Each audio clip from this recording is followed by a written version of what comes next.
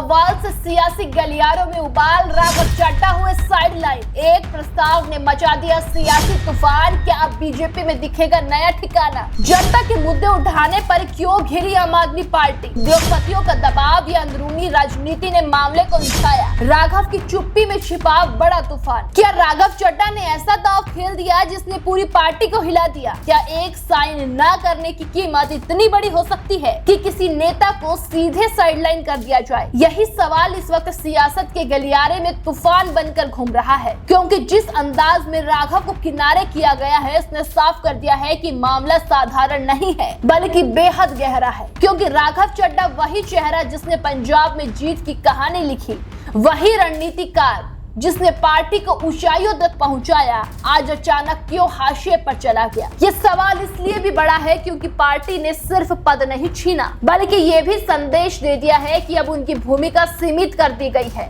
आखिर क्या कुछ हुआ, कैसे ये पटकथा लिखी गई है, चलिए सब जानते हैं विस्तार से। नमस्कार, मैं हूँ आपके साथ बबली।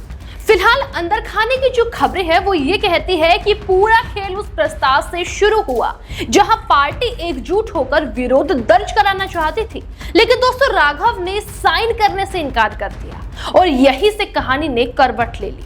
बताया जा रहा है कि ये प्रस्ताव बेहद अहम था और पार्टी चाहती थी कि हर नेता एक ही लाइन पर खड़ा दिखे, लेकिन राघव के इनकार ने सीधे नेतृत्व को असहज कर दिया। यही पहला झटका था जिसने ये संदेश दिया कि अब राघव पार्टी की रणनीति से अलग दिशा में सोच रहे हैं और सियासत में लाइन से हटना अक्सर महंगा पड़ता है। यही यहाँ भी दिखा। दूसरा बड़ा विवाद उनकी कार्यशैली को लेकर खड़ा हुआ। कहा गया कि राघव चड्ढा संसद में ऐसे मुद्दे उठा रहे थे जो आम जनता से जुड़े जरूर थे, लेकिन पार्टी के राजनीतिक एजेंडा से मेल नहीं खाते थे। एयरपोर्ट पर महंगे खाने से लेकर डिलीवरी राइडर्स तक, टेलीकॉम कंपनियों से लेकर टैक्स के बोझ तक उन्होंने हर मुद्दे को उठाया। लेकिन सवाल ये उठा कि क्या ये मुद्दे पार्टी को मजबूत कर सकते थे या फिर किसी और दिशा में ले जा रहे थे? दोस्तों यही से सबसे बड़ा शक पैदा होता है कि क्या इन मुद्दों से कुछ बड़े उद्योगपतियों को असहज कर दिया था, क्योंकि जिन कंपनियों और सिस्टम पर सवाल उठ रहे थे वो सीधे तौर पर बड़े कॉर्पोरेट से जुड़े थे। ऐसे में सियासी गलियारों में ये चर्चा तेज हो गई कि कहीं दबाव तो नहीं आया, कहीं किसी ताकतवर लोबी ने तो इस फैसले को प्रभावित नहीं किया। हालांकि इसकी पुष्टि नहीं हुई, लेकिन सवाल उठना ही अपने आप में बड़ी बात है। तीसरा कारण उनकी राजनीतिक दूरी को माना जा रहा है। पिछले कुछ समय से राघव बड़े कार्यक्रमों में कम नजर आए, आक्रामक राजनीति से दूरी बनाई और विपक्ष पर भी उतना हमला नहीं किया जितनी पार्टी को उम्मीद थी।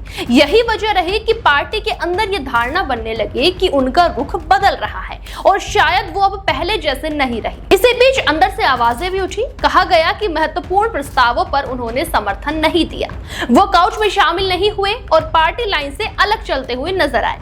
और फिर अचानक सामने आता है एक नया चेहरा, अशोक मित्तल, एक ऐसा नाम जो उद्योग और राजनीतिक दोनों में मजबूत पकड़ रखता है। इससे ये संकेत और मजबूत हो गया कि पार्टी अब संतुलन साधने की कोशिश कर रही है। अब सबसे बड़ा सवाल यही है कि आगे क्या होगा? क्या राघव चड्ढा चुप रहेंगे या फिर सच में सैलाब बनकर लौटेंगे? क्या ये सिर्फ एक अंदरूनी अनुशासन का मामला है या फिर इसके पीछे कोई बड़ा सियासी खेल छिपा है?